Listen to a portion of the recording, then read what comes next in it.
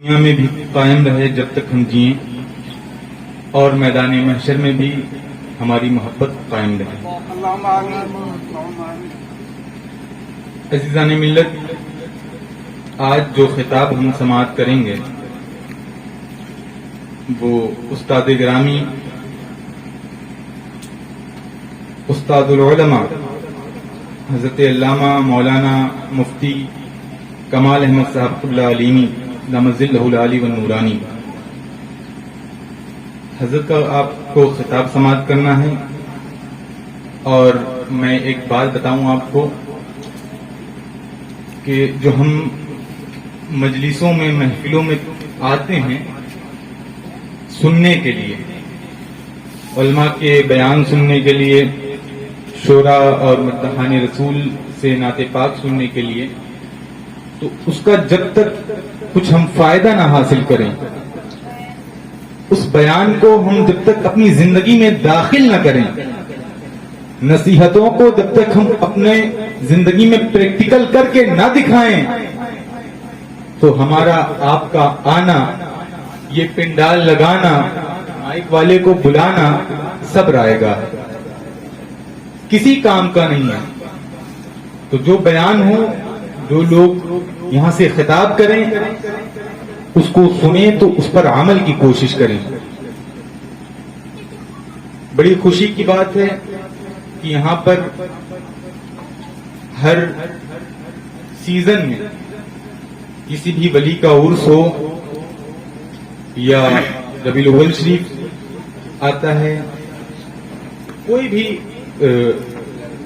11ویں شریف، کوئی بھی ایسا مومنٹ پڑے، ایسی تاریخ پڑے، تو اس پہ آپ حضرات پورے جوش و ہوش کے ساتھ ذکر و اذکار میں مشغول ہوتے ہیں اور علماء کو بلاتے ہیں۔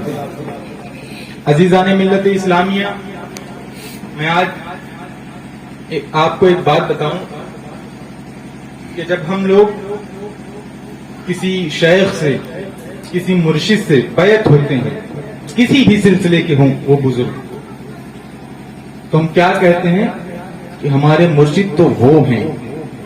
مثلا کوئی حضور اظہری میاں صاحب رحمت اللہ تعالی علیہ سے مرید ہو تو وہ کہتا ہے ہم تاج شریعت سے مرید ہیں۔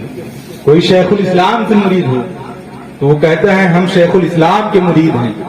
کوئی کسی بزرگ کا مرید ہو تو وہ مرید اپنے بزرگ کا حوالہ دیتا ہے، اس بزرگ کی کرامت، ان کے علم و فکر کو دنیا کے سامنے بتاتا ہے کہ اے لوگوں، میں فلاں کا مرید ہوں، میں فلاں کا مرید ہوں۔ عزیزان ملت اسلامیہ، اس روئے زمین پر ایک ایسی ذات گزری ہے، ایک ایسی شخصیت گزری ہے کہ جب وہ بیعت ہو گئے، اللہ اکبر، آئے ہائے، بڑا خوبصورت واقعہ ہے۔ اس واقعے کی جو ماحصل ہے میں بتانا چاہتا ہوں۔ ہوا کیا، حضرت سید علی رسول ماہروی رحمت اللہ تعالی علیہ، آپ کی ذات ہے، سبحان اللہ، جب اعلیٰ حضرت مرید ہوئے سید علی رسول ماہروی رحمت اللہ تعالی علیہ سے، تو مرید ہونے سے پہلے حضرت سید صاحب یہ کہا کرتے تھے کہ جب مولوی احمد رضا مجھ سے مرید نہیں ہوئے تھے تب تک مجھ کو یہ فکر لاحق ہوتی تھی کہ میدان محشر میں جانا ہے، رسول کو چہرہ دکھانا ہے، حساب و کتاب دینا ہے۔ عزیزان ملت اسلامیہ، کیا وہ بزرگ، وہ ولی کامل نماز نہیں پڑھتے تھے؟ بالکل پڑھتے تھے، آپ سے زیادہ نماز پڑھتے تھے۔ کیا وہ حج نہیں کیے ہوں گے؟ بالکل کیے ہوں گے۔ کیا وہ روزہ نہیں رکھتے تھے؟ بالکل رکھتے تھے۔ وہ ایسے ولی کامل جو نمازیں بھی پڑھیں، روزہ بھی رکھیں، حج بھی کریں، تمام نیک اعمال کریں، غریبوں کو سینے سے لگائیں اور جتنے صدقہ و خیرات کریں، تمام اعمال صالحہ کر کے وہ بزرگ کہتے ہیں جب تک مولوی احمد رضا مجھ سے مرید نہیں ہوئے تھے تب تک میرے دل میں یہ خوف تھا کہ میں میدان محشر میں اللہ و رسول کو کیا جواب دوں گا، مگر جب مولوی احمد رضا مجھ سے مرید ہو گئے تو یہ خلش دور ہو گئی اور میرے دل میں یہ خیال آیا کہ میدان محشر میں جب رب مجھ سے پوچھے گا اے آل رسول ماہروی کیا لائے ہو، تو میں احمد رضا کو پیش کر دوں گا۔ अजीजान मिल्लत।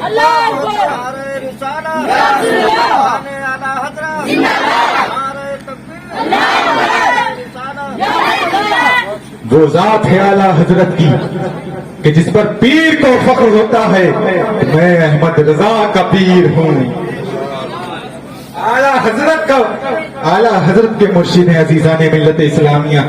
हमा शिमा की क्या मजाल है। हमारे आजकल का माहौल ये है कि कोई अगर बाबा को देख ले किसी मजार पे 50 अंगूठी पहने हो बंदा, और देख ले बाल ऐसे हो कि अगर कोई चुड़ैल देख ले तो वो भी शर्मा जाए। आज के हालात हम देखते हैं, उनके पास जाते हैं, कहते हैं कि बाबा हमारे मामलात क्या होंगे, हम उनसे मुस्तकबिल के बारे में पूछते हैं। अजीजान मिल्लत इस्लामिया, आला हजरत फरमाते हैं किसी शख्स से ख्वाह वो कोई हो, अगर आप उससे अपने मुस्तकबिल के बारे में पूछते हैं कि मेरे आने वाले जमाने में, मेरे फ्यूचर में क्या होने वाला है, ये हराम है और हद्दे कुफ्र तक ले जाता है। अजीजान मिल्लत इस्लामिया, आज हमको और आपको चाहिए कि हम उलमा की सोहबत में रहें, और ये उलमा की सोहबत गालिबन सोहबत सालेह राह सालेह कुनत, नेकों की सोहबत आपको नेक बना देगी। और ये मेरा खुद का तजर्बा है, अल्हम्दुलिल्लाह मेरा खुद का तजर्बा है, नेकों की सोहबत हमको नेक बना देती है। अजीजान मिल्लत इस्लामिया, आज आप हजरात बैठे हैं, मैं पिछली बार जब आया तब मुझको पहली बार मालूम हुआ कि हमारे ये नौजवान साथी में से, इनमें से कुछ चेहरे ऐसे हैं जो बुराइयों की तरफ राग़िब हो रहे हैं। अजीज़ान मिल्लत इस्लामिया, मैं आपको बता दूं, मुझे किसी के बारे में किसी का नाम लेके किसी ने नहीं बताया, बस ये बताया गया है कि कुछ लोग यहाँ पे हैं जो बुराइयों की तरफ माइल हो गए हैं। मैं आपसे बताऊं, हम यहाँ पे जिक्र रसूल व जिक्र औलिया इकराम में हाजिर हैं। हम इश्क का दावा तो करते हैं, रबीउल अव्वल शरीफ में हम नारा लगाएंगे, गुलामी रसूल में मौत भी कबूल है, न हो इश्क मुस्तफा तो जिंदगी फजूल है। नारा लगाते हैं, खुद को आशिक रसूल कहते हैं। अजीजान मिल्लत इस्लामिया, अहमद कबीर रिफाई रहमतुल्लाहि ताला अलैह, सैयद अहमद कबीर रिफाई रहमतुल्लाहि ताला अलैह इश्क की तारीफ करते हैं, कहते हैं अल इश्क नार युहर्रिकु मा सिवा अल्लाह। इश्क क्या है? इश्क एक आग है। क्या है? आग है जो मा सिवा अल्लाह के सबको जला के राख कर देती है। आप इश्क का दावा करते हैं, इश्क रसूल हमारे दिलों में है, इश्क औलिया इकराम है, इश्क आला हजरत में तड़पते रहते हैं, मगर वो सैयद अहमद कबीर रिफाई कहते हैं इश्क एक आग है जो अल्लाह के सिवा तमाम अशिया को जला के राख कर देती है।